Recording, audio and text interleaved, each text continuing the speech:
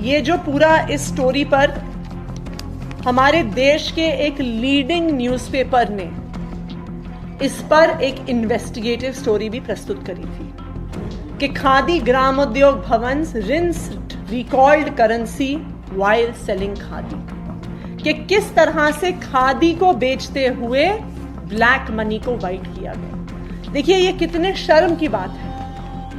खादी हमारे देश में गांधी जी का प्रतीक है। उस खादी के नाम पर ब्लैक मनी को वाइट किया जा रहा है, मनी लॉन्ड्रिंग की जा रही है, घोटाला किया जा रहा है।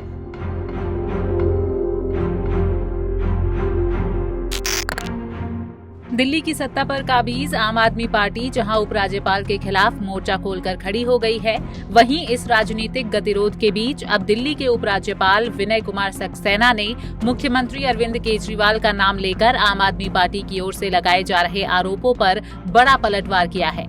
वहीं इससे पहले एलजी ऑफिस की ओर से ये भी बताया गया कि सक्सेना लीगल एक्शन लेने जा रहे हैं। तो इसी बीच एलजी के ऑफिशियल ट्विटर अकाउंट पर एक लेटर जारी किया गया है और इस लेटर में अब तक अपने द्वारा उठाए गए कदमों की एलजी ने कर्तव्य करार दिया है। और इसके साथ ही साथ एलजी विनय कुमार सक्सेना ने इस लेटर में दिल्ली सरकार को खूब खरी खोटी भी सुनाई है। एलजी की ओर किए गए एक के बाद एक कई ट्वीट में उन्होंने कहा कि मैंने सुशासन, भ्रष्टाचार के प्रति जीरो टॉलरेंस और दिल्ली के लोगों के लिए बेहतर सेवाओं का आह्वान किया था, लेकिन दुर्भाग्य से माननीय मुख्यमंत्री अरविंद केजरीवाल जी ने हताशा में भटकाव की रणनीति और झूठे आरोपों का सहारा लिया।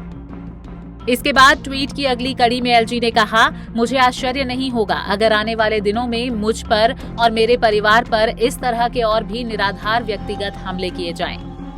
फिर इसके बाद ट्वीट की अगली सूची में एलजी विनय कुमार सक्सेना ने कहा कि उन्हें पता होना चाहिए कि मैं किसी भी परिस्थिति में अपने संवैधानिक कर्तव्यों से विचलित नहीं होऊंगा। दिल्ली के लोगों के जीवन में सुधार के लिए मेरी प्रतिबद्धता अटूट है। अब चलते हैं ट्वीट की अगली कड़ी के ऊपर, जिसमें एलजी ने लिखा, मैंने संवैधानिक कर्तव्यों के तहत शराब नीति में अनियमितताओं का मुद्दा उठाया, जिसे बाद में खुद मुख्यमंत्री की अध्यक्षता में कैबिनेट ने वापस लिया।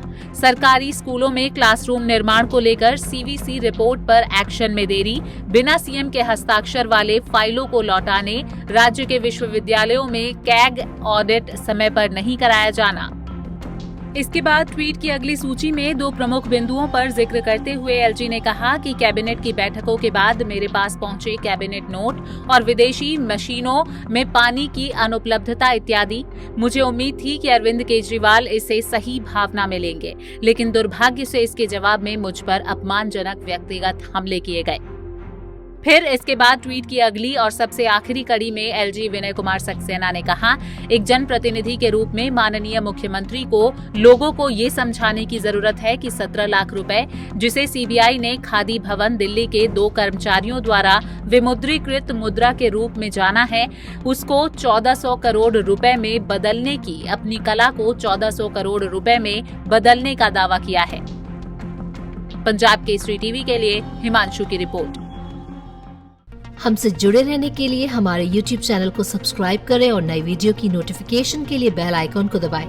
अगर आप ये वीडियो Facebook पर देख रहे हैं तो लाइक जरूर करें और ज्यादा से ज्यादा शेयर करें। धन्यवाद।